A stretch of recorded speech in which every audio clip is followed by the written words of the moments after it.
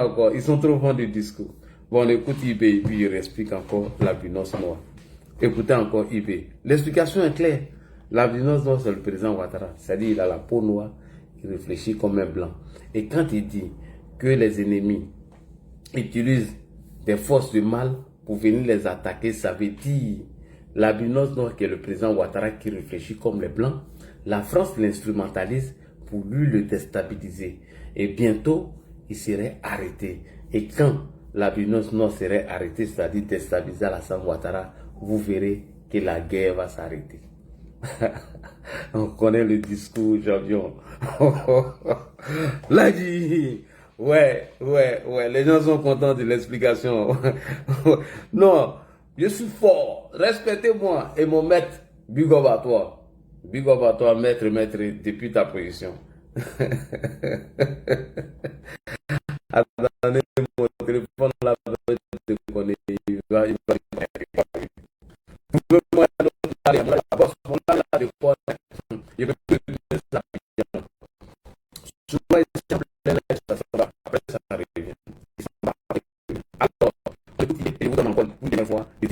on va détail par détail. On écoute. C'est parti. Les militaires vont utiliser des armes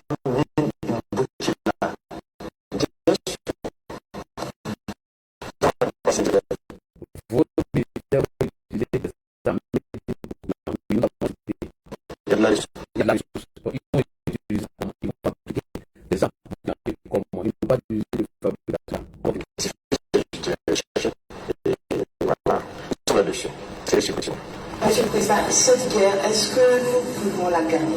Monsieur le Président, cette guerre, est-ce que nous pouvons la gagner? Quand vous regardez aujourd'hui, Ibrahim Traoré a perdu presque 70% de son territoire. Il ne parle pas de cette guerre, il parle de chez nous.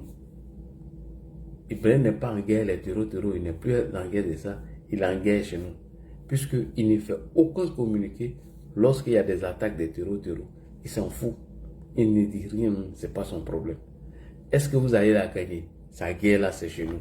Écoutez sa réponse. Est-ce que nous allons la gagner? Nous ne pouvons que la gagner. Qu'est-ce qu'on ferait? Soyez sûr, nous n'irons nulle part. Nous avons cette guerre. Je vous ai dit que la menace mue beaucoup. Et nous adaptons. Et la force de l'armée burkinabé, c'est que c'est l'une des armées les plus résilientes au monde. La pression que le Burkina Faso a, et je ne pense pas que sur cette terre actuellement, il y a un pays qui a cette pression. Mais nous tenons. Nos hommes se battent. Et nous nous adaptons constamment à la menace. Et nous comprenons d'où vient la menace, comment ça se manifeste. Nous comprenons d'où vient la menace, comment ça se manifeste. Alors que les terroristes sont chez eux, il le sait, il n'est pas ignorant, il n'est pas con, il sait, il n'est pas bête, il ne parle jamais d'eux. Vas-y. C'est le plus important. Et actuellement, je peux vous rassurer que bientôt, nous parlerons d'un albinos noir. Actuellement, je peux vous rassurer que nous parlerons d'un albinos noir qui va apparaître. Et vous verrez. Ne me demandez pas de quoi il s'agit. Je pense que vous comprendrez plus tard. La guerre va finir et très vite. Et la guerre va finir et très vite. Pourquoi c'est l'albinos noir qui doit mettre fin à la guerre? Pourquoi l'albinos noir doit apparaître et ça va mettre fin à la guerre? De vous à moi. Est-ce qu'il y a des albinos noirs au front qui vont combattre l'armée de IB? Voilà. Quand vous voulez que j'aille dans les détails, maintenant j'ai allé dans les détails. Est-ce qu'il y a des albinos noirs qui font la guerre à l'armée de IB? Non.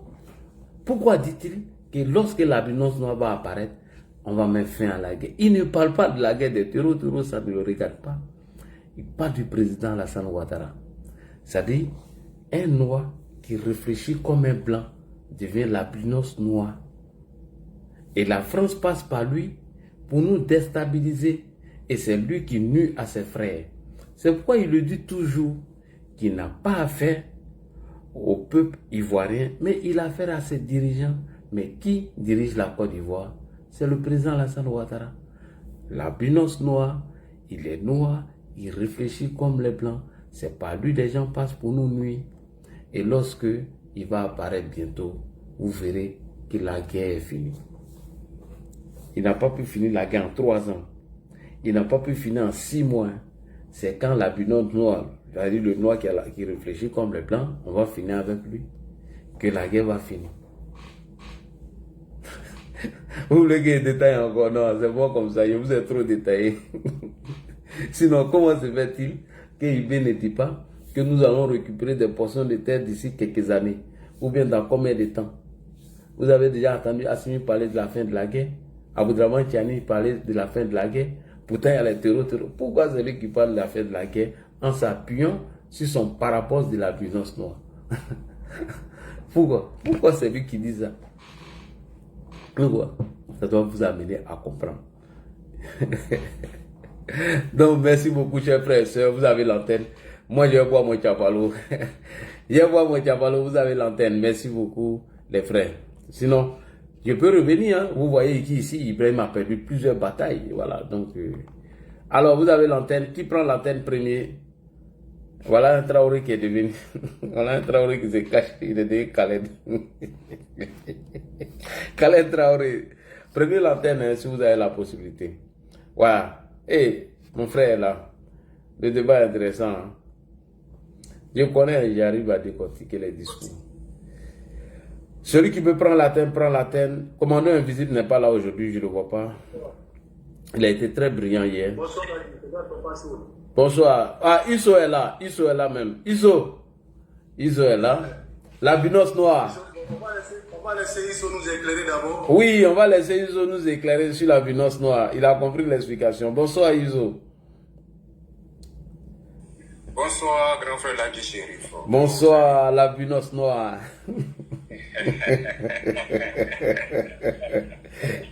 Il me dit qu'Alassane Ouattara réfléchit comme les blancs. Quand ils vont me faire à ces trucs.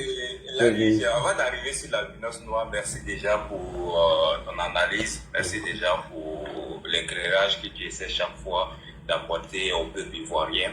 Aussi à des Wanyans aussi cloîtrés et écroués mentalement. Cela étant dit, on a tous suivi la sortie d'Ibrahim Traoré au Burkina Faso concernant ces 3 ans à la tête de notre pays. Ce qui est choquant, c'est qu'on a relevé assez d'incohérences et assez d'incongruités dans le discours du capitaine Ibrahim Traoré. Premièrement, ce qui me soulage et en même temps qui me donne une position de réconfort, c'est concernant l'attaque qui a eu lieu à Tifita. On a tous fait des panels ici pour essayer de comprendre réellement qu'est-ce qui s'est passé au niveau de Tifita. Est-ce que c'était des actes terroristes? Est-ce que c'était des VDP? Est-ce que assez d'interrogations que chaque Ivoirien s'est posé et un peu partout. Et il est ressorti en conclusion, selon nos analyses, nos points de vue, que les agissements qui ont eu lieu à Tifita étaient l'œuvre des VDP. Chose qui a été démentie par les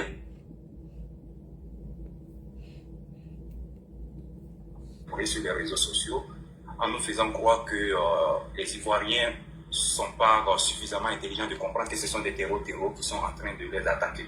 Et que c'est comme ça les modes opératoires. Ils ont même pris le cas de Mali et du Burkina, qu'à leur époque, ils étaient tranquilles, ils pensaient que le mal n'allait pas arriver au Burkina Faso, et que finalement ça a commencé comme cela, des petites attaques, et par la suite le Burkina s'est vu submergé par des terroristes. Cet argument tenait, on avait des positions de part et d'autre assez mitigées. Et à la sortie du capitaine Ibrahim Traoré, on comprend directement que réellement ce sont des VDP du Burkina Faso, les supplétifs d'Ibrahim Traoré qui l'ont attaqué au niveau des Tifita. Ça, il n'y a plus de doute possible. Parce que suite à l'argument d'Ibrahim Traoré comme quoi la Côte d'Ivoire a signé juste un pacte de non-agression avec les terreaux. Logiquement, donc les terreaux n'ont pas le droit d'attaquer la Côte d'Ivoire, puisque ce pacte de non-agression est signé entre les autorités ivoiriennes et les terreaux. Tout ça pour pouvoir montrer l'inefficacité de l'armée ivoirienne, selon lui, et brandir l'armée de l'AES étant comme une armée forte, solide, efficace sur le terrain. D'ailleurs, même dans l'audio que vous avez joué tout à l'heure, il a même dit que l'armée burkinabé est l'une des armées les plus redoutables dans le monde. Donc, on se pose maintenant la question à savoir, puisque la Côte d'Ivoire a signé un accord de non-agression avec les terreaux qui n'ont plus le droit de pouvoir juste violer cet accord-là, qui a attaqué la Côte d'Ivoire le 24 au 25 soir de août 2025. C'est là où ça devient très intéressant. C'est là où on comprend que ce sont des VDP. Et nous avons dit ici, et bon nombre d'entre vous, selon vos analyses,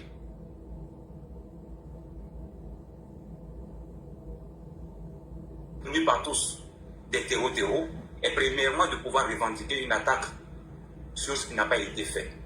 Et nous avons compris que quand l'attaque a eu lieu, il y a eu certains processus qui se sont passés lors de cette attaque, qui est susceptible d'être plus accommodés aux actes des VDP que aux actes des terroristes. Ils ont massacré, ils ont volé, ils ont emporté du bétail et ils ont brûlé. Chose qui a eu lieu au niveau de quoi? De Diabaga, au niveau de Solenzo et au niveau de Dibo. Ces actes sont très récurrents de la part des VDP. On a même vu des vidéos au Burkina Faso où les VDP quittent au front avec un troupeau de bétail et qui sont acclamés par des villageois ou des partisans de certaines localités.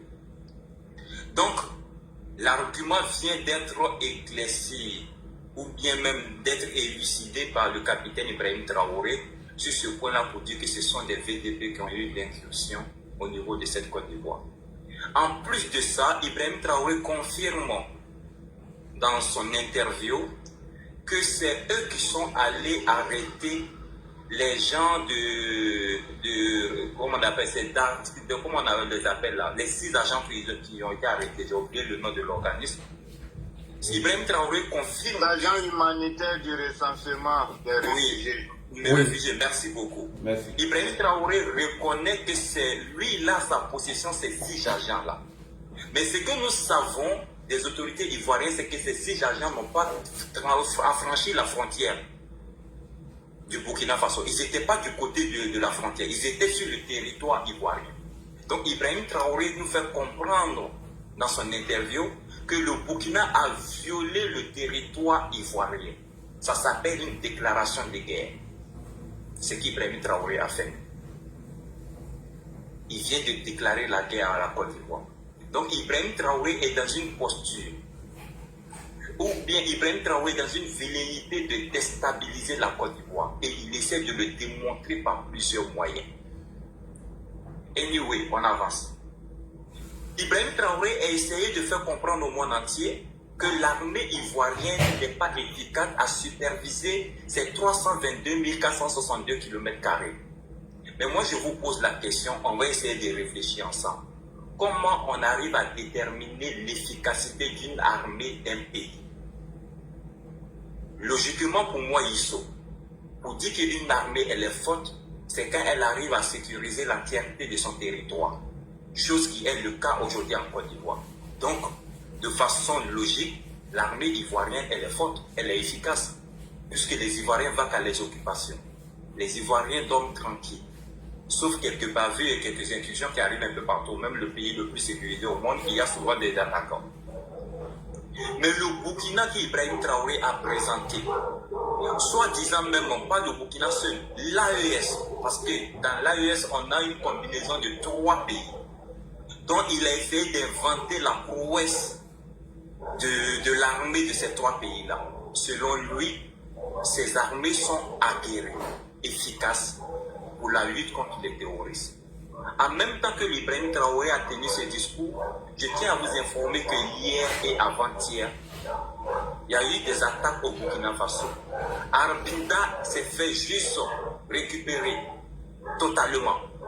Où est passée l'armée burkinabé? Ibrahim Traoré a inventé lors de son interview en les présentant étant comme une armée redoutable mondialement reconnue. Donc c'est de l'enfumage. En réalité, Ibrahim Traoré essaie d'abrutir certains Burkinabés qui n'ont rien compris dans cette lutte-là. Ibrahim Traoré essaie de cacher sa médiocrité, son échec.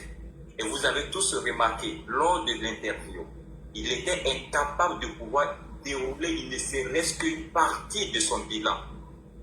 D'autant plus la question lui a été posée.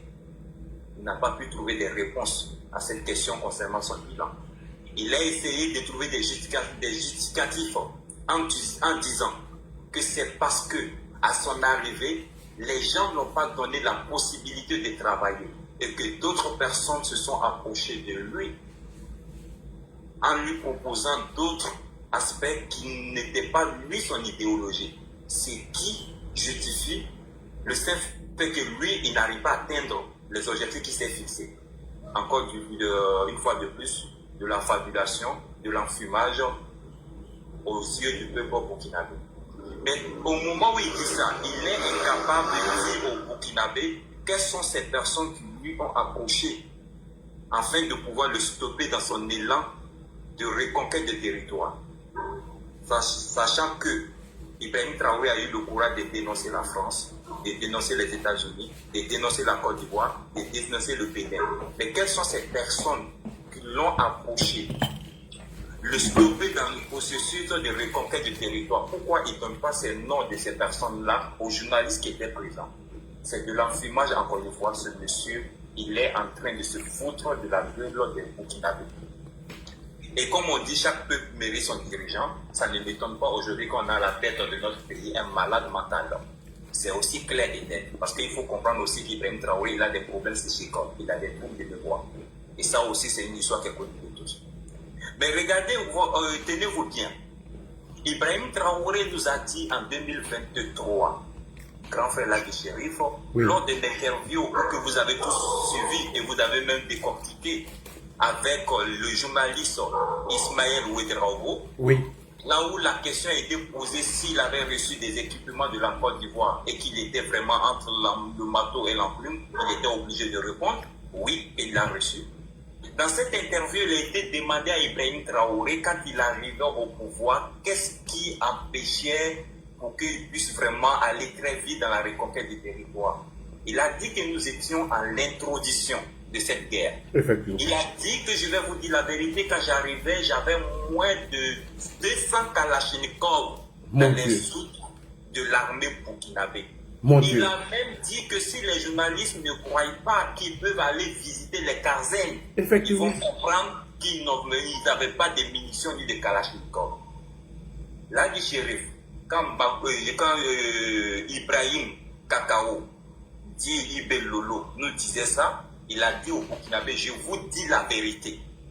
Et le même Ibrahim Traoré, qui n'a pas changé d'un iota, de 2023 à 2025, il revient encore devant ce même peuple burkinabé et qui dit encore, cette fois-ci, je vais vous dire encore la vérité. Nous avons cru que cette vérité serait la vérité d'hier. Mais ce qui est paradoxal, ce qui est bizarre, ce qui est ambigu dans la démarche ou bien dans la vérité d'Ibrahim Traoré, c'est qu'il nous dit dans l'interview que cette vérité est que je suis venu trouver moins de 100 000 munitions et moins de 200 000 Kalachnikov. Un truc de ce genre dans l'interview. Oui. Cette vérité d'avant-hier et la vérité de 2023, grand frère Lagi Chérif, laquelle de ces vérités est une vérité? Bonne question. Puisqu'on veut comprendre, parce qu'il a dit, je vais vous dire la vérité, ce que je suis venu trouver. En 2023, il nous a dit ce qu'il est venu trouver. Il a même invité les journalistes qui étaient sur le plateau d'aller visiter les casernes s'ils ne croyaient pas qu'il y avait moins de 200 Kalachnikov. Il revient en 2025, il dit, je vais vous dire encore la vérité. Je suis venu trouver moins de 100 000 munitions. Entre la vérité de 2025 et la vérité de 2023, qui ont pour même point de repère, qu'est-ce que vous êtes venu trouver? La réponse est différente. Dans cette vérité, quelle est la vérité que nous, peuple burkinabé, nous devons croire? Est-ce à dire qu'Ibrahim Traoré nous a menti en 2023? Point d'interrogation. Si tel est le cas, est-ce à dire qu'en 2025, il nous dit la vérité? Quelqu'un qui a osé nous mentir en 2023 ne nous mentira pas plus encore en 2025? C'est des questions de Burkinabé, on doit se poser. Mais aucun Burkinabé n'a eu le courage de se poser cette question-là. Et tous ces journalistes vendus qui sont allés poser des questions à Ibrahim Traoré ont oublié de poser des questions aussi pertinentes à Ibrahim Traoré. Voilà des journalistes qui se voient aujourd'hui, les confrères, les frères de métier se font enlever. Des journalistes qui voient aujourd'hui des citoyens burkinabés se font enlever nuit et jour. Ici, je citerai qui? Yassine Bassolé, Khalifa Rassere, Odilon, Alain Alain, Ebe Bayala. Il y a tellement la liste, elle est longue. Nous avons répertorié depuis l'arrivée d'Ibrahim Traoré jusqu'à aujourd'hui. Nous sommes à plus de 75 personnes enlevées, ceux qui sont connus, des cyberactivistes, des journalistes, des avocats et bien d'autres citoyens lambda. On est à 75 personnes reconnues. Et non ceux dont on ne connaît pas, des citoyens qui ont dit des choses et qui sont portés disparus dans la nature. Aucun journaliste n'a eu le courage de demander à Ibrahim Traoré qu'en est-il de cette question des enlèvements au Burkina Faso, des citoyens dont le peuple burkinabé se pose la question où se trouvent ces personnes.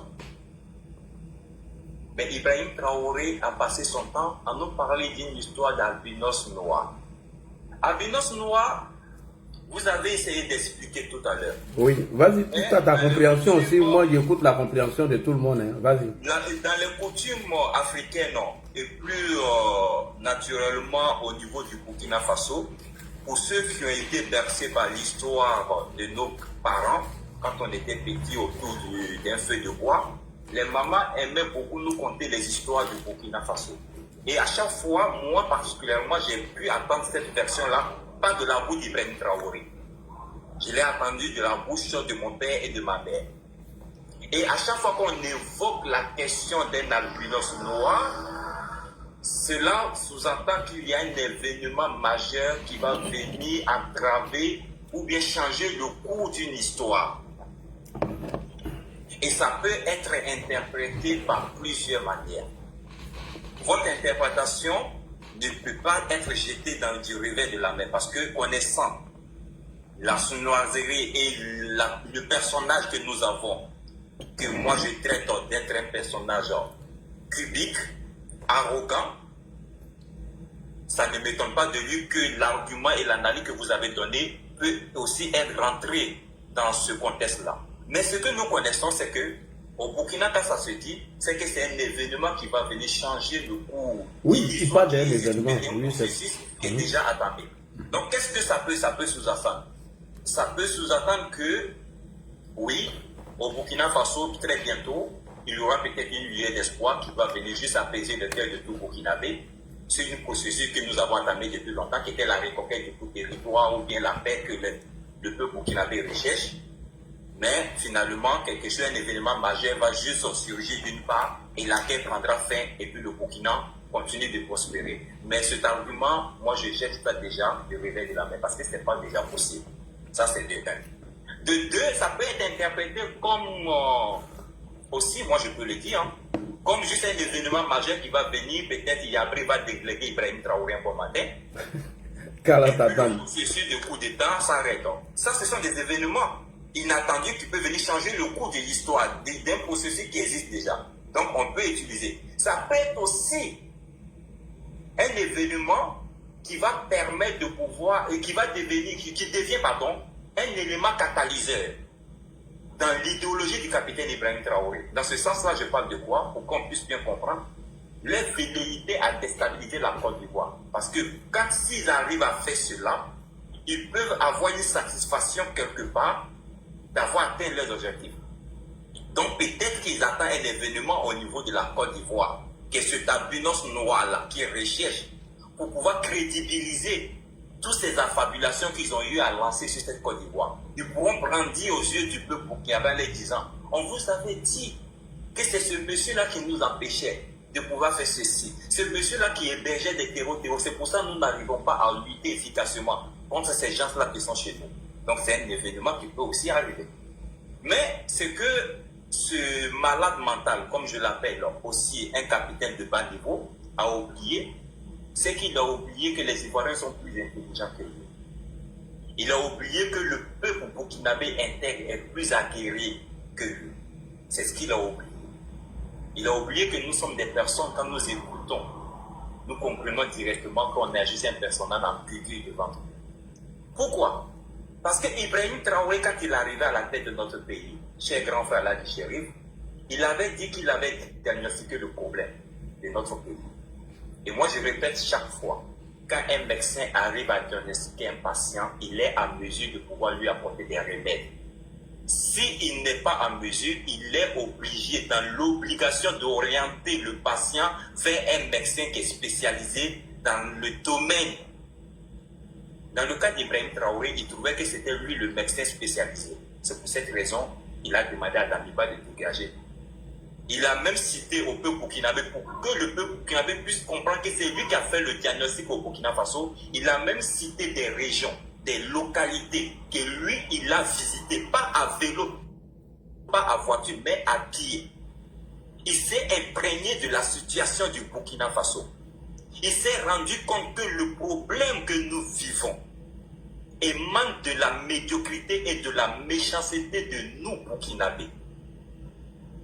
Et que c'est cette méchanceté, cette médiocrité, de pouvoir juste cataloguer certains Burkinabés, de super Burkinabés et d'autres des Burkinabés de seconde zone, ont permis ou soit à favoriser une partie des Burkinabés à se radicaliser. Et je pense qu'on a cité ces paroles ici. On peut bien les citer encore pour des personnes qui aiment la répétition puisqu'elle est pédagogique. Ibrahim Traoré nous a dit que ces régions n'avaient pas de centre de santé. Ces localités qu'ils visitaient à pied n'avaient pas de routes, n'avaient pas de forages. Et que ces gens-là n'avaient pas du quoi à nourrir leur bétail. Ils n'avaient pas du quoi à donner à manger à leurs familles. Lui, il trouvait des enfants de moins de 6 mois, des mamans, des femmes enceintes qui avaient la peau collée sur des os, des enfants qui mangeaient des feuilles. Et que c'est pour cette raison, lui, Ibrahim Traoré, dit que le problème que nous vivons, c'est un problème des Burkinabés que nous avons créé nous-mêmes. Mais ce qu'il a oublié, c'est qu'en 2025, quand il vient faire ce discours, il a oublié qu'il nous a madoué comme cela à son arrivée en 2022. Qu'est-ce qui a changé de nous, Burkinabés, de notre responsabilité que nous avons en 2022, d'avoir juste stigmatisé ou soit d'avoir juste placé d'autres Burkinabés comme des Burkinabés de seconde zone? Qu'est-ce qui a changé sur cette période-là jusqu'en 2025 et que ce problème-là n'est plus un problème des Burkinabés qui devient subitement un problème des Ivoiriens? Est-ce que quand il y a eu des massacres au niveau du Yirgou, c'était Roch Kaboré qui était à la tête du Burkina Faso? Est-ce que c'est le président Ado qui donnait des ordres d'aller massacrer des peuples au niveau du Yirgou? C'est des questions que moi je pose. À travers, et vous, Ivoiriens, vous devez demander à Ibrahim Traoré de vous expliquer en quoi vous êtes impliqués dans des problèmes au Burkina Faso. Puisque nous reconnaissons déjà de base que le problème que nous vivons a été créé par nous, Burkinabés. À quel moment l'Ivoirien s'est initié dans ce problème-là, au point où ils sont devenus les ennemis aujourd'hui du Burkina? Est-ce que quand il y a eu des massacres à Solenzo, est-ce que Ado a donné des ordres à lui, Ibrahim Traoré, d'aller massacrer nos frères, nos parents peu burkinabés, pour qu'aujourd'hui on puisse dire que c'est la Côte d'Ivoire qui complotise pour pouvoir déstabiliser le Burkina Faso? Non. Grand frère Ladi Chérif, tout ce qui se passe au Burkina Faso n'est rien d'autre qu'une diversion. C'est de l'enfumage qu'Ibrahim Traoré veut juste faire pour comprendre au Burkinabé. Et aujourd'hui, moi, j'ai dit une chose. Ne baissez pas vos gardes, Ladi Chérif. Je vais dire encore une chose sur votre panel. Ladi Chérif, aujourd'hui au Burkina Faso, les gens travaillent à pouvoir déstabiliser votre pays. Ne pensez pas que Ibrahim Traoré va venir avec des chars, avec des VDP encore. Parce que cette méthode-là, il sait que déjà l'Ivoirien connaît ça. Et que l'armée ivoirienne est déjà prête, en conséquence, pour pouvoir anticiper cela. On a attendu la dernière fois un réel déploiement au niveau de la frontière de la Côte d'Ivoire. Le BIR 7, le BIR 5 et certaines milices VDP au niveau de la frontière. Mais c'est juste une diversion. Parce que cette information, elle était connue facilement. Parce que c'est eux-mêmes qui ont fait fuiter l'information en parlant de ça sur les panels. Parce qu'ils avaient déjà l'intention de faire connaître cette information-là aux autorités ivoiriennes. Mais en réalité, grand frère Ladi Chérif, c'est qu'à Ouagadougou, les gens travaillent avec des citoyens burkinabés innocents en Côte d'Ivoire. Et ces burkinabés, vous savez, ce sont qui? ce sont des filles de ménage. Ce sont des Burkinabés qui sont des gardiens devant les maisons de vos chefs d'État, les ministres, de vos cadres qui sont là. La majeure partie d'entre eux ont des gardiens qui sont des Burkinabés. Parce que ce métier, on sait très bien que 90% des gens qui font ce métier en Côte d'Ivoire, vous allez trouver 90% des Burkinabés. Vous allez fouiller dans les filles de ménage, la plupart du temps, vous allez trouver 50% des filles burkinabées qui font des ménages. Et si vous fouillez très bien au niveau de vos cadres, vous allez trouver que ces burkinabés là travaillent. Et aujourd'hui, le groupe des États-Unis s'est donné une mission de recruter ces personnes-là qui peuvent passer de façon inaperçue en Côte d'Ivoire pour pouvoir s'aimer la psychose et de pouvoir mettre à mal le régime en place aujourd'hui. Et la méthode, c'est quoi? C'est la méthode de Chris Yapi qui a consisté à pouvoir juste vilipender le ministre de la Défense de la Côte d'Ivoire, notre cher Néténé Brahima, en le traitant du mot que vous connaissez, que celui qui élimine complètement ses frères. Quand ils vont aboutir à cette méthode-là, ils vont essayer maintenant de renverser encore la situation pour dire que le régime en place a été d'éliminer des cadres. Parce que ces cadres-là sont susceptibles de ne pas être d'accord sur la mandature ou bien la candidature du 4e mandat de Prado. Et c'est sur ça qu'ils sont en train de travailler. Je vous jure, il y a une blogueuse burkinabé du nom de VDP du Sahel. Je vais répéter ça encore sur vos panels. Prochainement, quand elle va rentrer en Côte d'Ivoire, demandez à vos autorités, demandez à la PSCC d'interpréter cette fille. Elle est rentrée en Côte d'Ivoire le mois passé. J'ai arrêté des super activistes ivoiriens. Dites à la PSCC d'arrêter cette fille-là. Cette fille-là a déjà démontré sur les réseaux sociaux, avec la photo de votre président, de dire qu'ils vont tout faire. Les mêmes propos qu'Ibrahima Maïga, le groupe des États-Unis, tient. Elle a fait passer ses propos sur ses panels. Cette fille est rentrée en Côte d'Ivoire, elle était à Bobo. Elle allait même à la plage en Côte d'Ivoire, elle s'est filmée. Elle allait dans des maquis en Côte d'Ivoire. Elle a écrit sur son poste, l'opération se poursuit. Et cette fille, elle est ressortie de la Côte d'Ivoire sans qu'on interpelle. Je vous dis... Fallait m'informer, je ne sais pas au courant. J'ai envoyé l'information à comment on appelle, à Bougon. J'ai envoyé l'information à Piqué. J'ai envoyé l'information à Éléphant du Ciel. J'ai demandé à tous ceux-là de faire à cause de Dieu, de rentrer en contact avec qui ils veulent en Côte d'Ivoire. Dès que j'ai reçu l'information des sources crédibles, j'étais le premier à arrêter ces super-activistes ivoiriens. Je ne sais pas comment ça s'est passé. Cette fille, elle est ressortie. Et quand elle est rentrée encore, elle a fait un panel pour dire à ses frères qu'elle n'est plus en Côte d'Ivoire, elle est hors de danger de ne pas s'inquiéter. Et oui, elle n'a pas affiché son image. Je vous dis, grand frère Ladi Chéri, elle était à Bobo. À Bobo, pourquoi elle est partie à Bobo? Parce qu'on a des super activistes burkinabés qui sont en Côte d'Ivoire, dont on ne connaît pas les localités, les quartiers. Mais d'autres disent qu'ils habitent à Bobo. Ils ont envoyé cette dernière-là pour aller faire des enquêtes. Et je vous dis, c'est des personnes comme ça qu'Ibrahima Maïga est en train de recruter. Ne soyez pas étonnés quand vous voyez Ibrahima Maïga chaque fois qui parle de vos ministres, de vos cadres, en disant que tel cadre a renvoyé telle personne, tel cadre a renvoyé telle personne. Et ces personnes qu'ils ont renvoyées là, fouillez bien, ce sont des Burkinabés. Si on dit qu'ils ont renvoyé juste un gardien, regardez ce gardien-là, il était de quelle origine de Burkinabé. Ce sont ces mêmes Burkinabés-là qui rentrent en inbox d'Ibrahima Maïga aux États-Unis en donnant les informations. C'est les mêmes Burkinabés que les cadres ivoiriens pensent qu'ils viennent voilà, parce que c'est des boulots qu'ils peuvent faire ça facilement.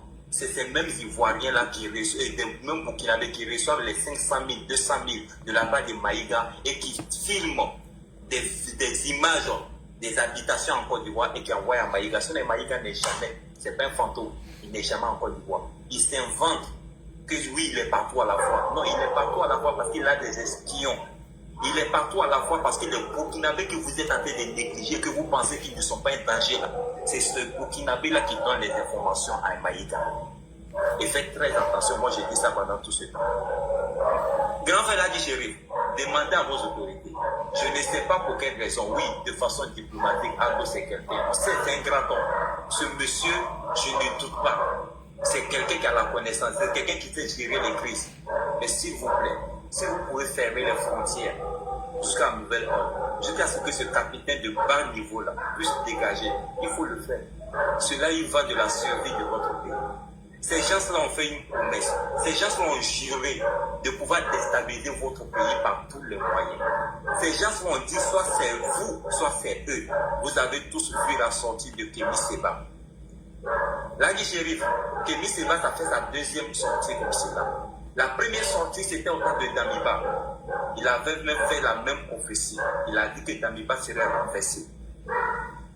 Il a dit qu'il y a des fils dignes qui vont revenir récupérer le pouvoir dans la main de Damiba. Damiba a été renversé. Ce même petit béninois raté de Kémy Séba ressort encore une fois, dit que oui, il y a des souverains, des libérateurs qui vont prendre la Côte d'Ivoire encore, que très bientôt d'ailleurs, qui vont venir libérer la Côte d'Ivoire. Par le bien de certains Burkinabés. Il affirme clairement. Donc on comprend que des Burkinabés sont dans une volonté ferme de travailler aujourd'hui avec l'opposition ivoirienne pour renverser les autorités qui sont en place. Vous rigolez avec ces personnes-là? Non, ne rigolez pas.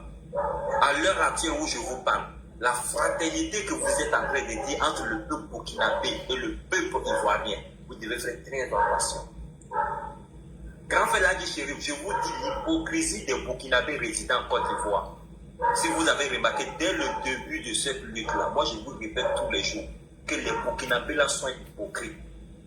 On a essayé de me calmer pour dire que oui, bon, entre eux veulent faire des marches. Non, grand frère, personne ne veut les empêcher. Rappelez-vous qu'en 2010, quand l'article 125 était voté contre nous là, et on nous chassait comme des chiens, comme des animaux, et on nous brûlait avec pétrole brûlé, il y avait des représentants burkinabés qui sortaient, qui donnaient des interviews pour expliquer comment leurs frères sont chassés dans des localités, vers Voie, vers Lakota, vers un peu partout. Mais ces mêmes représentants là, est-ce que vous vous êtes posé la question depuis cette cabale d'injures, de victimisation, d'insultes, d'accusations sur la Côte d'Ivoire? Est-ce que vous avez déjà vu une sortie de la part de ces mêmes représentants, que ce soit de la communauté Mossi, il y en a en Côte d'Ivoire, la communauté Bissa, il y en a en Côte d'Ivoire, la communauté Groussi, il y en a en Côte d'Ivoire, ils sont partout. Vous prenez la ville de Divo que moi j'ai grandi, vous allez voir des chefs qui sont représentants des Mossi, des Bissa. Et quand j'étais là-bas, quand j'étais élève, on organisait chaque année des événements pour pouvoir juste nous rappeler d'où nous venons. Ça ne se passe pas toujours en Côte d'Ivoire et à Divo plus précisément. Aucun représentant de ces Burkinabés n'a pris sa caméra un jour ou bien son téléphone un jour, fait une vidéo, c'est désolidariser des agissements du capitaine Ibrahim Traoré. Aucun d'entre eux n'a pris son téléphone un jour d'avoir des propos de paix pour rappeler même à l'ordre les enfants qui sont en Côte d'Ivoire, qui font des vidéos pour narguer le peuple ivoirien, pour insulter la Côte d'Ivoire. Aucun d'entre eux ne le font pas. Là, vous savez pourquoi ils ne le font pas? Parce qu'ils sont d'accord à 1500% des agissements du capitaine Ibrahim Traoré. Je vous dis aujourd'hui, si ces gens-là pensent qu'ils sont frais, si ces gens-là pensent que réellement ils aiment la Côte d'Ivoire et qu'ils sont dans une terre d'hospitalité, c'était le minimum qu'ils pouvaient faire de reconnaissance envers ce peuple-là qui nous a tendu la main, envers ce peuple-là qui nous a défendus hier. J'ai reçu une dame sur mon panel aujourd'hui. Là, j'ai pleuré. Cette dame ivoirienne a perdu ses droits avant de défendre une cause noble. Et cette cause-là, c'est laquelle? C'était de défendre un Burkinabé qui se faisait frapper par des policiers parce qu'il avait présenté sa carte consulaire qui était jaune. Cette dame a témoigné sur mon panel parce qu'elle revenait la vue, quelqu'un ils ont arrêté. Ils sont en train de le bastonner, elle demande. On dit là des traits burkinabés et que la carte qu'il a présentée, c'est une carte consulaire burkina. Cette dame s'est interposée, les policiers l'ont bastonné jusqu'à elle a perdu ses doigts. Là, chérie, elle était sur mon panel aujourd'hui. Elle dit son propre fils qui a 22 ans aujourd'hui utilise son histoire pour faire des exposés en Côte d'Ivoire. Pour expliquer comment sa mère s'est battu pour une cause noble. Hier où les Burkinabés se sont vus stigmatisés, marginalisés. Mais ce même Burkinabés, ils sont où aujourd'hui? Pour pouvoir lever la voix, pour reconnaître qu'en Côte d'Ivoire, ils étaient choqués, ils étaient traités de tous les noms. Et qu'il y a un seul homme du nom du président, son excellence, le docteur Alassane Ouattara, qui est venu donner cette lueur d'espoir à ce peuple-là. Là où on avait perdu toute confiance. Moi-même, je parle ici, je suis témoin oculaire. Je savais comment je quittais sur les rails pour venir à Divo, qu'il y a 17 km de Divo. Il y avait plus de 15 corridors sur la route. Je savais comment je cachais les petits billets que mon père me donnait pour aller juste fréquenter à Divo. Je savais comment je cachais ça. Je savais comment je n'avais pas le droit de présenter ma carte consulaire dans des corridors. Soit j'avais 1000 francs pour payer sur chaque corridor, soit j'allais recevoir ce qu'on appelle le traitement inhumain. Ça, je l'ai reçu. Personne ne peut m'expliquer l'histoire. Où sont passés ces Burkinabés aujourd'hui qui ferment leur bouche sur toutes ces accusations aussi mensongères qu'Ibrahim Traoré a fait de faire au Burkina Faso, sur cette Côte d'Ivoire qui nous a donné cette stabilité aujourd'hui. Je suis allé en Côte d'Ivoire en 2024. J'ai parcouru les mêmes 17 km, je n'ai pas trouvé corridor sur la route. Je suis allé en Côte d'Ivoire en 2024. J'ai vu cette Côte d'Ivoire-là, Divo que j'ai vu où moi je suis né, j'ai grandi. Je suis allé trouver mes parents burkinabés là. Ils parlent comme s'ils sont chez eux au village au Burkina Faso. Ils sont tranquilles. Ils font tout ce qu'ils veulent. Mais pourquoi nous sommes hypocrites, nous burkinabés? Tant que nous n'avons pas assumé d'avoir dénoncé certaines choses, c'est que nous sommes d'accord des agissements du capitaine Ibrahim Traoré. Et dans ce sens-là, moi je dis à ces parents-là, quand vous n'aimez pas un pays, la seule chose qui reste à votre portée, c'est de prendre vos baluchons, de prendre vos 4 femmes, vos nombreux enfants, partez à la gare de SPK, prenez vos tickets, le ticket le moins cher. Vous avez duré en Côte d'Ivoire, vous avez plus de 40 ans, 50 ans pour tout. Vous n'allez pas me dire que c'est 25 000 ou 40 000 francs qui vous manquent. Payez vos tickets, rentrez au Burkina Faso.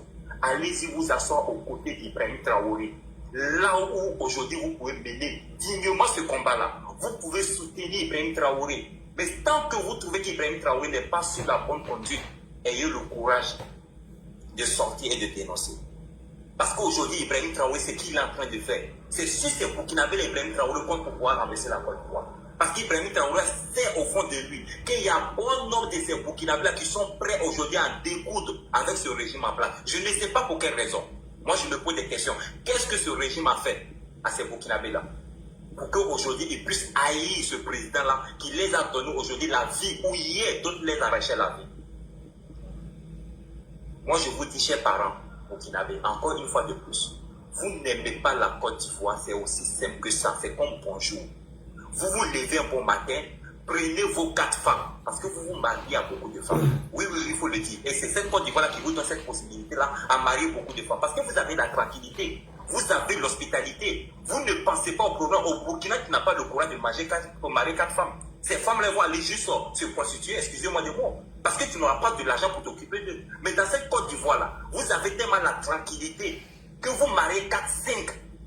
Parce que vous savez que ces derniers-là peuvent aller au champ, faire juste un petit parcelle, ils vont cultiver le riz ou bien quelque chose. Même si vous ne les donnez rien, ces femmes-là vont jamais venir vous demander 5 francs pendant 45 ans de mariage. Elles vont s'occuper d'elles-mêmes. Parce que la Côte d'Ivoire a une terre qui produit, qui donne des choses que ces femmes-là peuvent aller cultiver pour pouvoir s'en sortir elles-mêmes. Mais pourquoi vous détestez cette Côte d'Ivoire-là? Dites-nous. Pourquoi vous détestez cette Côte d'Ivoire-là autant? Un jeune capitaine qui est sorti nulle part, que personne d'entre nous ne connaît ni d'Adam ni d'Ève, si ce n'était même pas des coups d'État, qui pouvaient même prendre Ibrahim Traoré pour être vigile de sa maison? Personne. Mais pour ce jeune capitaine aujourd'hui, je vous dis, grand frère Ladjérou, des familles ne se parlent plus. Tu as ton frère, même père, même mère, décide de te dire que je ne te parle plus parce que tu ne soutiens pas Ibrahim Traoré. Si ce n'est pas une malédiction, celui-là représente d'être un dirigeant à la tête d'un pays. Comme un dirigeant qui vient déchirer même des familles. Et c'est ce monsieur-là que vous êtes en train de supporter à la tête de ce pays-là, qui passe tout son temps à dire clairement que lui va déstabiliser le pays, là où vous vous sentez à l'aise, le pays là où vous avez la sécurité, le pays où vous vous trouvez de l'argent et vous envoyez à vos parents qui sont au Burkina. Parce que ça aussi, il faut le dire. Parce que cette Côte d'Ivoire contribue à 1500% à la survie des Burkinabés. Si on demande à chaque parent en Côte d'Ivoire, combien vous envoyez à vos parents au Burkina Faso par jour, c'est des milliards et des milliards qui sortent par les Orange Money, les Wave, pour rentrer au Burkina Faso. Mais est-ce que ça sort au Burkina Faso pour rentrer en Côte d'Ivoire? Non, parce qu'ils ne travaillent pas. Parce qu'il n'y a pas de conditions qui peuvent permettre pour qu'un Burkinabé reste au Burkina pour t'envoyer 50 000 ou 200 000. Pourquoi ils détestent dans ce pays-là? Ce pays qui nous a tendu la main, recevoir plus de 5 millions de nos ressortissants, recevoir plus de 100 000 réfugiés burkinabés, ce pays qui nous a donné des armements à hauteur de plus de 2 milliards de francs CFA. Ce pays-là, qu'est-ce que nous voulons de plus? Ce pays-là, qu'est-ce que nous voulons de plus de ce pays-là? Si ce n'est pas la méchanceté. Et le Burkinabé, il est méchant. Ce n'est pas Alino qui me dira le contraire. Ce n'est pas Ibrahim Traoré qui me dira le contraire. On peut tous deux confirmer que le Burkinabé est méchant. Et cette méchanceté, il est dans nos germes. Cette méchanceté, ils sont en train de le prouver par plusieurs manières aujourd'hui. Parce qu'aujourd'hui, nous avons décidé, là où je vais chuter, de fuir notre responsabilité, de reconnaître que par notre médiocrité, par notre méchanceté, nous avons stigmatisé aujourd'hui une communauté, qui est la communauté Peu. Je répète encore une fois, il n'y a aucune guerre qui a été imposée au Burkina Faso, grand frère Michel. Aucune guerre n'a été imposée par quoi que ce soit, par un Occident impérial. Non, c'est faux et archi faux. Nous avons créé notre guerre nous-mêmes. Nous avons décidé de faire du Burkina Faso opération zéro peu. Et c'est Ibrahim Traoré qui l'a fait. Il a été le catalyseur pour accélérer ce processus. Sinon, nous savons tous très bien que l'opération Irigou, la massacre d'Irigou, n'a pas commencé sur lui. Mais les Burkinabés, tellement ils sont méchants, ils n'ont pas demandé à Roi Christian Kaboré de rendre justice à ce qui s'est passé à Irigou. Ils ont fermé les yeux. Pourquoi? Parce que ce n'était pas leur communauté qui s'est vue massacrée. Parce que ce n'était pas les Moussi qui se sont vus massacrer à Irigou. Parce que ce n'était pas des Bissa. Parce que ce n'était pas ma communauté Koussi. C'est pour cette raison qu'ils ont fermé les bouches. Parce que c'était des peuples. Parce que pour eux, le peuple ne vaut rien. Et vous êtes étonnés que cette communauté se voit à son sein des jeunes fiers, dignes, de dire on ne va jamais se laisser stigmatiser à ce point-là, et qui se sont radicalisés. Et vous trouvez que ce n'est pas une cause qui est noble. Si c'était lui-même, le capitaine Ibrahim Traoré, il allait prendre des armes. Si c'était moi, Yisso, ma communauté s'est vue stigmatiser comme ça, j'allais prendre des armes. Moi, je dis ça tous les jours à qui veut l'entendre. Si je vois des vidéos où on rentre en Réo et on massacre des Koussi, et je vois des enfants de moins de 6 mois, de moins de 2 ans, qui se vont cribler de balles, la tête explosée, moi, Yisso, je deviens radical. Est-ce que ça, là, j'ai besoin de cacher à quelqu'un? Parce que c'est des êtres humains. C'est ma dignité qui compte ici. Et vous reprochez à ces peuples aujourd'hui de ne pas se défendre. Là où ils sont en train de revendiquer quelque chose de droit, que lui, Ibrahim Traoré, même a répondu hier. Mais tant que ce peuple burkinabé ne va pas s'assumer et de se regarder droit dans les yeux, de se poser les véritables questions, en se disant que nous allons passer à une réconciliation sincère, nous allons demander pardon publiquement à toutes les communautés peuples au Burkina Faso, que nous sommes désolés des massacres que nous avons eu à commettre sur les parents. Et nous, tôt ou tard, nous allons faire ça.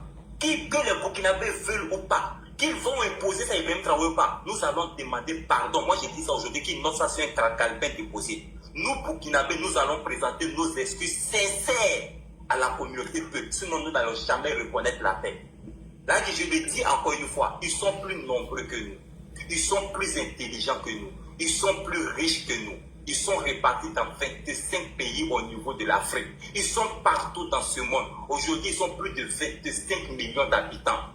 Il y a des peuples en Côte d'Ivoire, il y a des peuples en Guinée, il y a des peuples au Cameroun. Il y a des peuples un peu partout. Mais la différence de ces peuples-là et nous, c'est que eux, ils sont solidaires entre eux. Le peuple du Cameroun, le problème du peuple du Burkina, c'est son problème.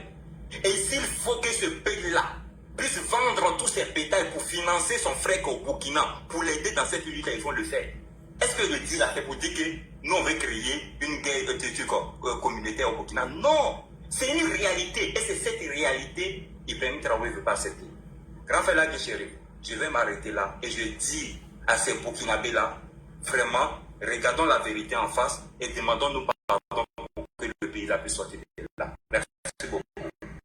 Merci beaucoup, Iso. Merci pour cette belle analyse de la sortie du capitaine Ibrahim Traoré. Alors, on dit qu'on a pas de couleur. Bonsoir. Décodeur. Oui, le grand Guy. Oui. Salut. Comment tu vas? Oui, c'est le décodeur qui est là. Oui, on vous écoute, le décodeur. Voilà, Il va décoder tout. Je vais décoder un peu quelques parties de son interview. Oui. Bon voilà, je trouve que c'est une interview vide et plein de haine. Voilà, vide en sens.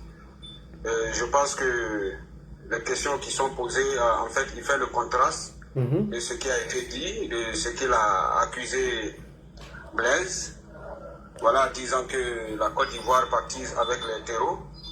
Bon, là, c'est comme si tu disais à quelqu'un que tu es sûr que la personne va se noyer, mais ce n'est pas ton souhait.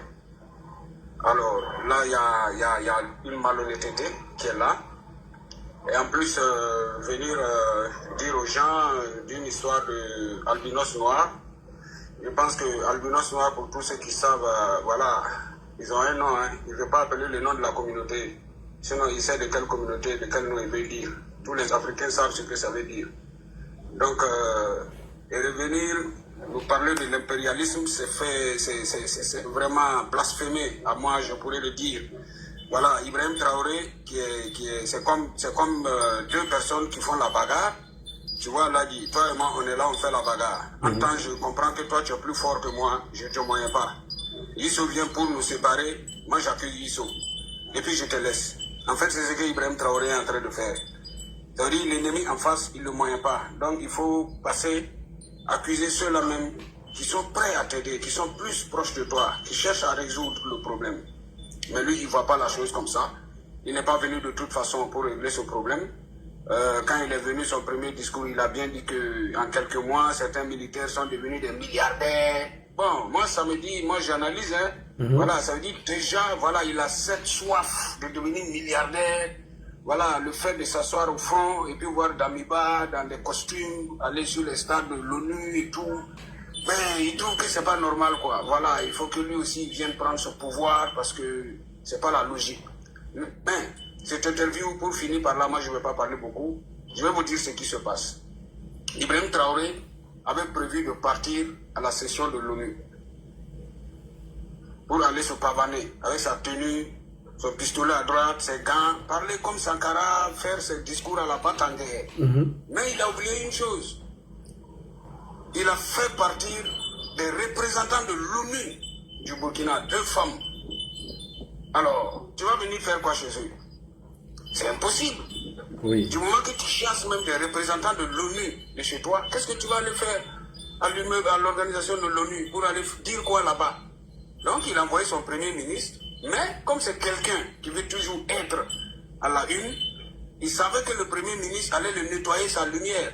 Donc, il faut sortir tout de suite, faire une interview pour faire le buzz, pour effacer le premier ministre qui est parti à l'ONU. En fait, c'est ce qu'il voulait. Lui, il voulait, ça là, c'est à l'ONU, il devait faire ça, mais il n'a pas pu. Donc, voilà un peu la mentalité d'Ibrahim Traoré, quelqu'un qui cherche toujours à manipuler et à toujours être intéressant au vu des gens sans apporter rien. Il n'y a aucun bilan. L'or du Burkina est vandalisé, personne ne sait où ça va. Les taxes sont toujours là. Bon, si tout va bien, mais qu'il parte en Côte d'Ivoire, au Mali, au Ghana, qu'il fasse revenir les ressortissants. Au moins, là, on saura que tout va bien au Burkina. Que les 30% qui restent, qu'il récupère. C'est ce qu'on attend de lui. On n'attend pas trop de grands discours. Et moi, je vais paraphraser par là. Et là, du shérif, avant les élections, je pense que du moment que ces gens-là sont là, toujours indexés, et les pauvres gens qui sont là-bas, qui sont des terreaux, voilà, parlant des réfugiés, avant les élections, je pense que c'est mieux. Il faut dire ça au gouvernement. Il faut sécuriser ces gens-là, ces rapatriés, ces déplacés qui sont chez vous là, les 80 000 là, il faut une mesure de sécurité autour de eux tous, avant les élections, pour être sûr, parce que le sorcier profite toujours. Et si possible même de bien être sûr qu'il n'y a rien là-bas, quoi. Tu vois ce que je veux dire, non? Oui. Contrôler tout minutieusement, voilà. Faut pas cacher quelque chose là-bas et puis après on va dire, ah, vous avez dit c'était eux les terroristes. Non. Faut être sûr, bloquer, fermer le périmètre, propre.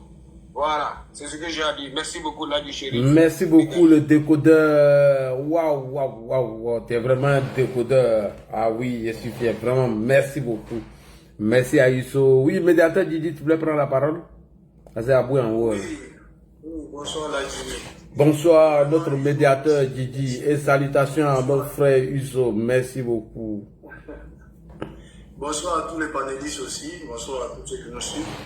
Franchement, merci à Iso et merci aux décodeurs aussi, et qui sont plus proches de tout ça que nous. Quand ils sont là, il faut leur laisser la place pour nous éclairer un peu plus. Effectivement. Mais vous savez, c'est que la sortie d'Ibrahim ne nous étonne pas, parce que vous savez, on a tous remarqué que dans cette affaire de AES, c'est Ibrahim qui engraine, c'est comme celui qui cherche à engrainer les autres, à maintenir cette histoire de AES. Lui en premier et en deuxième, Assimi. Parce que j'ai eu à discuter avec des Wagner de Paris ici, comme Iso l'a dit tout à l'heure. Je lui ai posé la question, je lui ai dit, mais vous dites que l'AES est partie de la CEDEAO, mais pourquoi le ministre de l'économie du Niger est venu en Côte d'Ivoire? Parce qu'il me disait que Alassane met sa bouche dans les affaires des autres. Je dis, mais il faut me montrer une seule vidéo où depuis que IB a pris le pouvoir, Alassane Ouattara a dit quelque chose du Burkina. Il dit, mais pourquoi il a dit qu'ils vont aller faire la guerre au Niger pour reprendre le Niger? Il va aller faire la guerre. Il dit non, c'est pas lui qui a dit, parce que c'est la CEDEAO qui avait décidé. Et lui, il a dit ça parce que aussi, c'était ça le pacte qu'ils ont signé avec la CEDEAO. Donc, vous voyez, eux, ils sont dans une logique de suivre Ibrahim de façon moutonnière dans tout ce qu'il fait, alors que Ibrahim était dans une logique, comme on a dit ici auparavant. Ibrahim, au fait, a été recruté par le Wagner et le groupe de comment dirais-je, Kémy Séba, qui tournait en Afrique et qui faisait sortir les gens qui partaient distribuer les drapeaux Wagner dans tous les pays où il y avait des manifestations. Vous voyez, donc, Ibrahim a été recruté. Ibrahim, la guerre contre le terreau, Ibrahim ne s'en préoccupe pas. La mission principale qui est confiée à Ibrahim aujourd'hui, c'est de faire tomber à son tour, de la même manière que lui, il a été soutenu pour faire tomber Damiba, c'est de cette même manière que lui se croit redevable d'aider cette opposition fantoche-là qui sont en train de se promener dans les coulisses, qui sont en train de l'encourager, et aussi Wagner qui a été récupéré par le pouvoir russe, qui veulent tout faire pour faire du mal à la France, parce que c'est la France, en Europe ici, qui soutient plus ouvertement l'Ukraine. Donc à travers lui aussi, ils veulent aussi utiliser Ibrahim pour prendre la Côte d'Ivoire, pour faire mal à la France. Donc, Ibrahim ne peut que sur le mouvement, parce que, voilà pourquoi on dit souvent, il ne faut pas te mettre avec des dealers, parce qu'une fois tu bouffes l'argent du deal, tu es mouillé. Donc Ibrahim est aujourd'hui dans une logique de dire qu'il veut lui aussi remplir son contrat. Sauf que le gibier Côte d'Ivoire que lui il guette là est trop massif pour lui. Donc lui, il est beaucoup plus chaud pour croire que s'il ouvre quelque chose, on ne le souhaite jamais, contre la Côte d'Ivoire, les autres pays, Niger et Mali, vont forcément être d'accord avec lui parce qu'il y a un pacte de non-agression entre les trois. Mais là où moi j'ai dit aussi à Ouagnan, je lui ai dit, mais si vous êtes trois, que vous avez créé une organisation, alors que vous venez de quitter notre organisation, qui est encore plus gros et plus nombreux que pour vous, vous pensez que cette organisation-là va aussi laisser un de son membre à votre merci? Moi, je ne crois pas cela.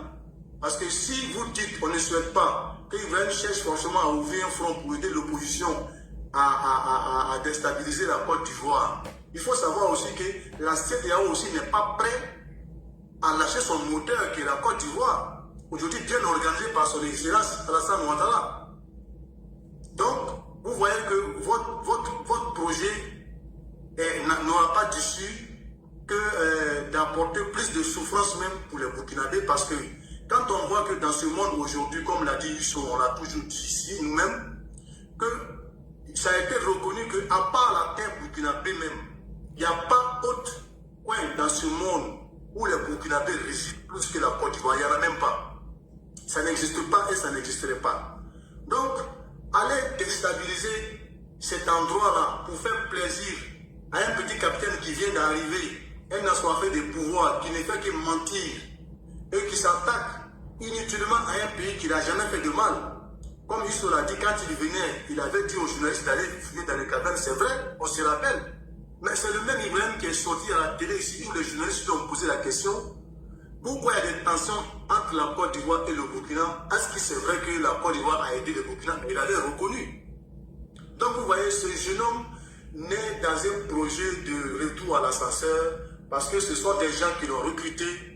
Comme ça a été dit sur un panel de Youssou, Ibrahim, il était toujours souvent dans les panels soloistes quand il vient mentir aux gens qui lui a marché à pied. Tout ça c'est faux. C'était un soldat qui s'asseyait seulement pour surfer sur internet, sur les panels. C'est comme ça qu'il s'est fait remarquer et s'est fait recruter pour faire chuter Damiba, comme on l'a dit tout à l'heure. Et lui, à son tour, il veut forcément mener ce projet-là. Voilà pourquoi lui, son affaire de AES est plus fort que les autres. Sur les autres, bon, à part les militaires d'Assimi Goïta, qui sont dans une logique de vengeance de l'embargo contre la Côte d'Ivoire, parce que les souristes et les opposants ivoiriens ont réussi à leur faire croire que c'est le président Alassane tout seul qui a pris cette décision, alors que cette décision émane de la signature des dirigeants maliens des accords de la CEDEAO, qui est un accord qui est déjà sur place, comme quoi que tous les coups d'État, quand il y a un coup d'État qui a été consommé, il ne faudrait pas que la transition dépasse 18 mois ou tout au plus tard 20-24 mois pour organiser des élections, et que tous ceux qui ont participé dans les transitions ne devraient pas se présenter à ces élections. Donc, pour faire court, ils ont réussi aujourd'hui à prendre leur AES, mais Ibrahim n'en a pas fini parce qu'il y a autre chose aujourd'hui. Les opposants ivoiriens, ils ont réussi à infiltrer Ibrahim, chose qu'ils n'ont pas réussi trop à faire du côté du Niger, ni trop au côté du Mali. Parce qu'Ibrahim, il faut le dire, c'est un novice dans tout ça. C'est un petit soldat qui était au front, qui touchait à peine 200 euros, 200, on va dire 200 000 francs, environ 200 000 francs CFA ou 300, qui se voit aujourd'hui manipuler des milliards. Donc il a le coup de pouvoir. Et aujourd'hui, il ne veut pas quitter. On lui miroite aussi que ce pouvoir-là peut durer éternellement possible que s'il fait tomber le plan de le légaliste de la Côte d'Ivoire, en ce moment-là, quand l'opposition ivoirienne sera au pouvoir, lui, il pourra s'asseoir sur ce pouvoir au Burkina, la tête tranquille. Donc ne soyez pas étonnés, comme il se fait tard, on va laisser la parole aux autres, pour dire qu'Ivoirien est dans une cavale qui est faite essentiellement pour se maintenir au pouvoir. Malgré qu'il a réussi, ils ont réussi de créer l'ANS pour se maintenir au pouvoir, mais Ivoirien n'en a pas fini, il faut qu'il lui rende à la l'opposition ivoirienne qu'il avait soutenue hier. Merci, là je dois passer la parole. Les autres panels. Merci beaucoup. Abou, bonsoir. Bonsoir Laji, bonsoir à tout le monde, bonsoir à tous ceux qui t'apportent, bonsoir à tous ceux qui partagent le panel. Bonsoir Isso, une fois encore, merci pour ce débriefing magistral que tu viens de faire, notamment relatif à la situation au Burkina Faso et à la en particulier. Laji, pour moi, je ne serai pas long. Je vais dire que ton développement que tu as fait sur le discours d'Ibrahim Traoré est l'un des développements les plus éclairés. C'est l'un des développements les plus clairs et que tout le monde devrait prendre en compte. Have a good night. Thank you. Et je vais dire que ce développement, il est plus que lucide. Et de façon qui a éclairé les Ivoiriens et l'ensemble des Africains sur le thème dont il a utilisé en parlant d'albinos blanc. Il faut reconnaître que l'albinos n'est jamais blanc. Il n'y a pas d'albinos noir, je veux dire. Un albinos, il n'est jamais noir. Albinos, il est toujours blanc. Et quand tu fais le développement, notamment quand tu fais la comparaison par rapport à la mentalité d'Alassane Ouattara qui a vécu longtemps en Occident, qui a cette mentalité occidentale et à la peau noire, et cette comparaison que tu as faite, moi je suis pleinement d'accord avec ce que tu as développé et je ne jette pas des revers de la main le développement des autres et leur interprétation. Mais je dis pour ma part, l'interprétation la plus fiable que tu fais suite à cette situation, elle est plus éclairée et tout le monde devrait en tenir compte. Et les autorités ivoiriennes devraient en tenir compte fondamentalement. Mais il faut dire que l'objectif principal, il reste le même, il n'a jamais changé. Quand Ibrahim Traoré fait son discours dans la même lignée que celui de Kémy Séba, qui dit qu'il y aura bientôt un bouleversement en Côte d'Ivoire. Et ce bouleversement, c'est ce que Ibrahim Traoré vient confirmer en disant qu'un albinos noir va apparaître et il n'en dira pas plus et vous verrez. Et c'est cette même ligne de conduite communicationnelle qu'ils sont tous logés et ils sont tous figés. Et c'est cette volonté manifeste de vouloir déstabiliser coûte que coûte le pouvoir à Abidjan, voire même entacher aux élections présidentielles en Côte d'Ivoire. Et c'est pourquoi je disais la dernière fois que mon inquiétude, il reste concentrée sur la campagne, notamment la sécurité des opposants, des candidats qui ont été retenus pour ces élections de 2027, notamment sur l'insécurité. Parce que ces malhonnêtes veulent coûte que coûte qu'il y ait du désordre en Côte d'Ivoire afin qu'ils puissent atteindre leur objectif principal qui est de renverser le régime d'Abidjan. Et ceux-ci sont capables de toutes les solutions leur sont possibles. Ils sont capables de s'attaquer à nos candidats, aux différents candidats retenus pour ces élections afin de créer le trouble et le désordre en Côte d'Ivoire.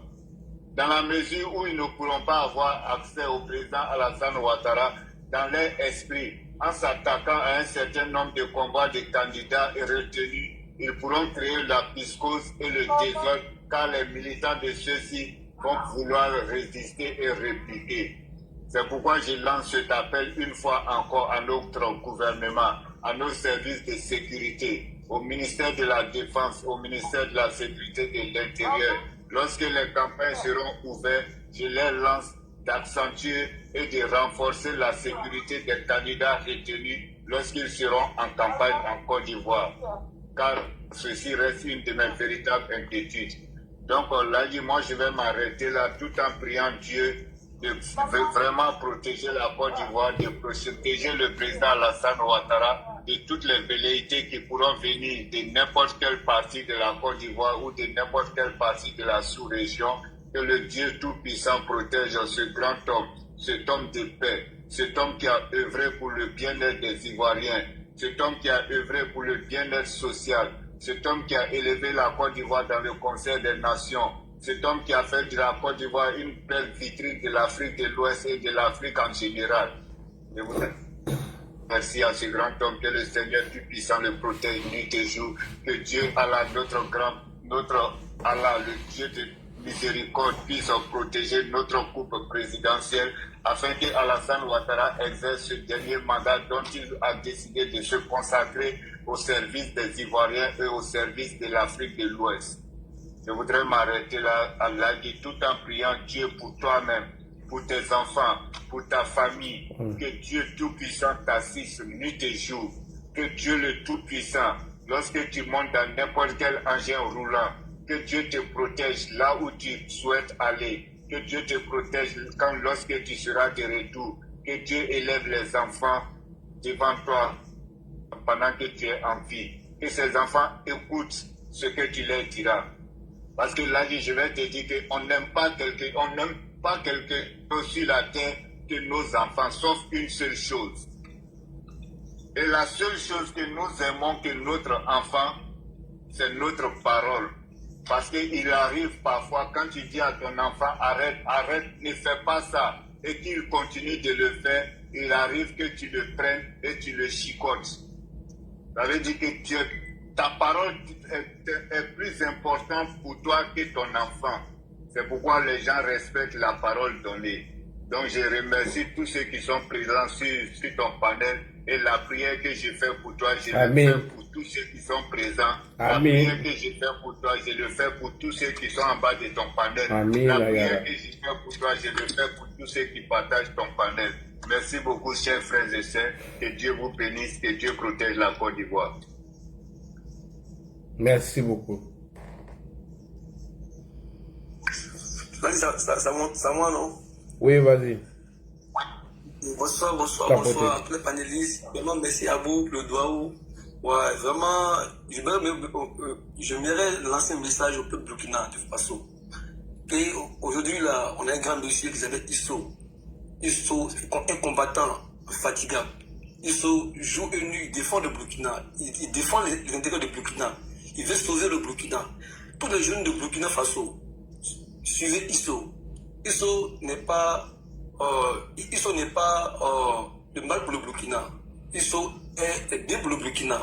Isso est un visionnaire pour le Burkina. Isso aujourd'hui fait la communication de Ibrahim Traoré aujourd'hui qui manipule le peuple, qui ment au Burkinabé et de tombe le Burkinabé. On a deux communicants aujourd'hui qui séparent la libération du Burkina.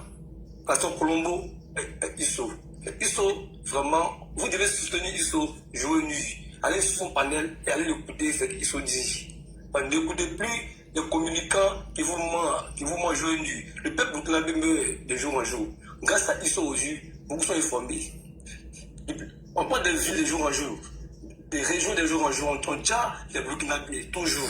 C'est IB qui vient clarifier aujourd'hui les vraies informations. Là, Isso aujourd'hui, il donne les vraies informations aujourd'hui. Grâce à Isso aujourd'hui, nous sommes informés de Burkina. On peut nous mentir et nous manipuler. Ouais, le peuple de Burkina Faso, réveillez-vous. Réveillez-vous. Tout ce que IB a dit, IB a dit, il n'a réalisé aucun projet pour le Burkina.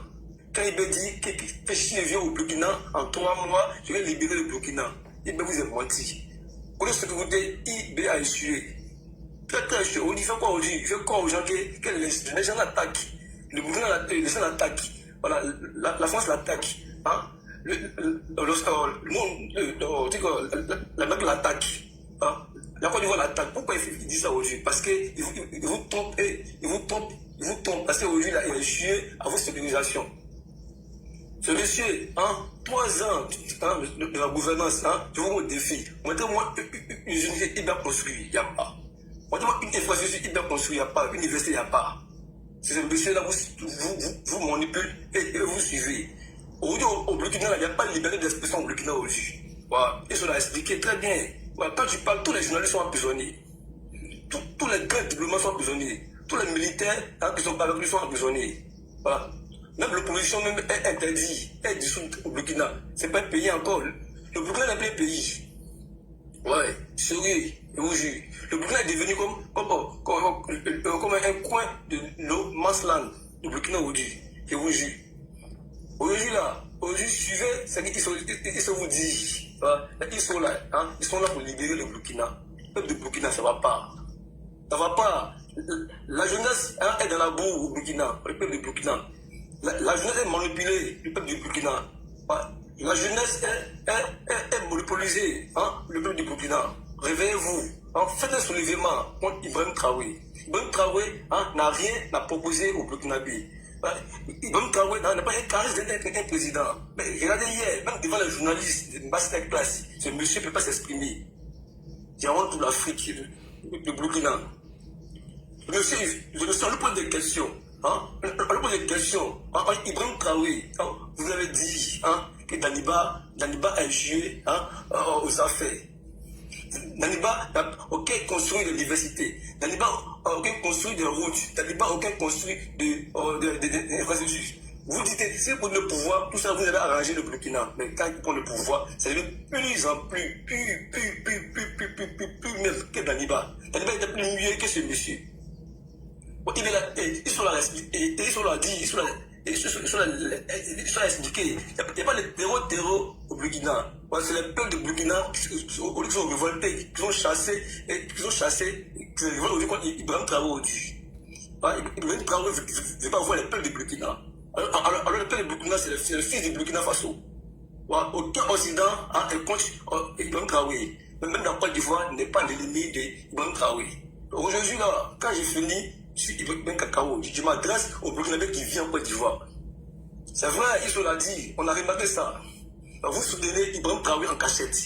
Parce que pendant ce temps, Ibrahim Traoré attaque la Côte d'Ivoire. Il n'y a pas un Burkinabé qui réside en Côte d'Ivoire qui a fait une vidéo pour dire non, stop à ça. C'est vrai.